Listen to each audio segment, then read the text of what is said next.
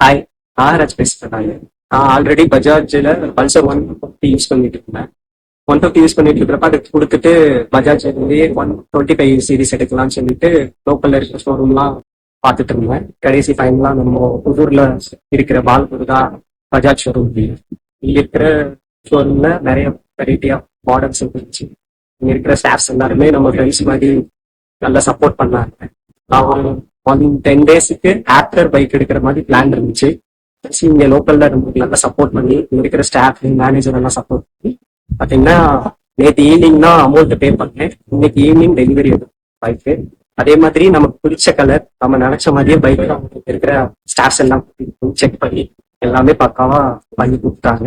நன்றி, சந்தோஷமா இருக்கு. நன்றி இங்க இருக்கிற ஸ்டாஃப்ஸ் எல்லாம்.